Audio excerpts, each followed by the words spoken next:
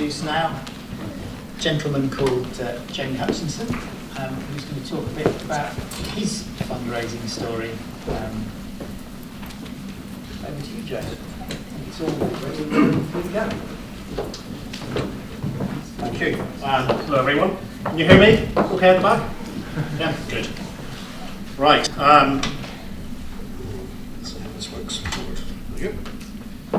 Okay, so I run a company called Sampler. We're actually a retailer, slightly different kind of retailer than many, but not.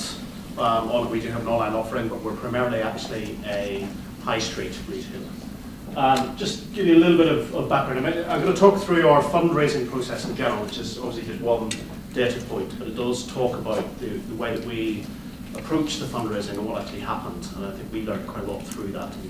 So the idea is really just to pass on those learnings and maybe just have a chat about some of the things that we came across. Just to understand what we do. So we opened our first shop in at the end of 2006. We are a bottle shop, so we sell bottles of wine or cases if you wish to buy more. Slight difference. We let people try the wine first. So the big problem with wine retailing is a lack of, there's vast numbers of wines out there, and particularly more expensive wines. There's a big mismatch between what people enjoy and what people understand. So there's huge numbers of wines out there. How do you know that you're going to enjoy it before you actually buy it?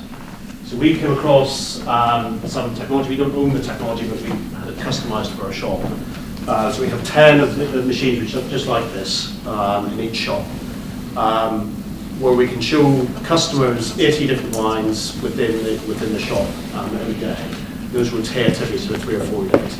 People actually self-dispense, so we give them a smart card, like the Oyster card, which they pre-charge, and they charge it up, it goes to cash, and they then redeem it against small samples of wine. You can't have a glass of wine, it's not meant to be a bar.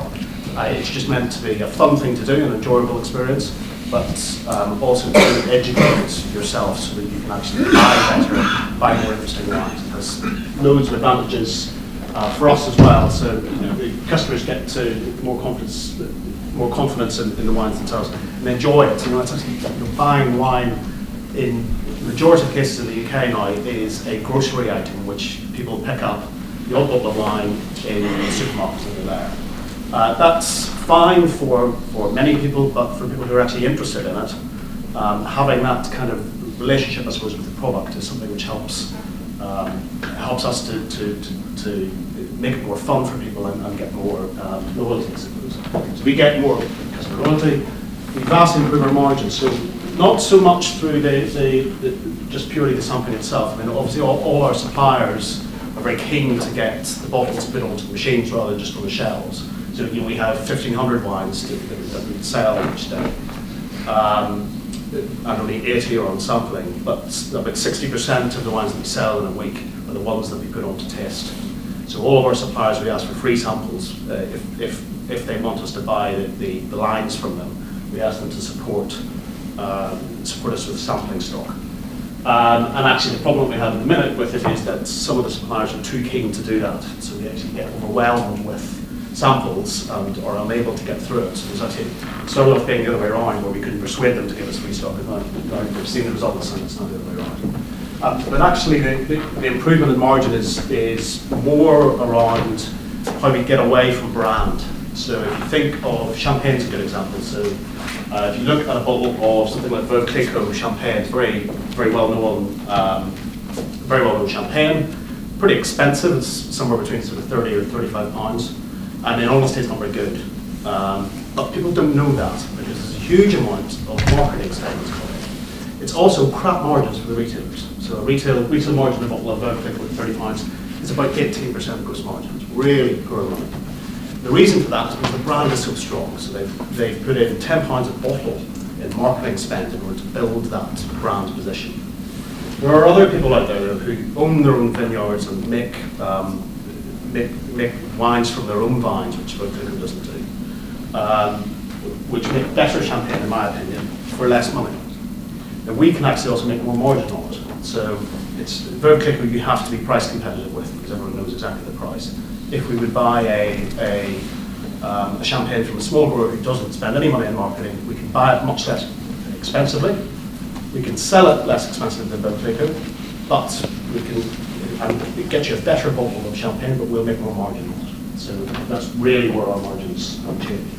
And actually, although people think that it's about the experience and about the, the brand or about the way that we sell things that makes us investable in or have some sort of economic prospect, the reality is that it's all down to margin. If you actually look at wine margins on the high street, they tend to be somewhere between 20 and 25% overall. We are about 35%, and yet we're actually selling at the same price for comparable lines as anyone else. And that makes a vast difference to even current profitability, but certainly future profitability as we grow. Can I ask a question? Yeah. Any given, this looks like people are physically tasting the wine, right? Yeah. Before they buy it. So Yeah. that means there's some upper limit on the number of people who can do it at any given point of time in the shop. Yes, the shops, we have 2 shops now. The shop, both of them will take about 40 people maximum.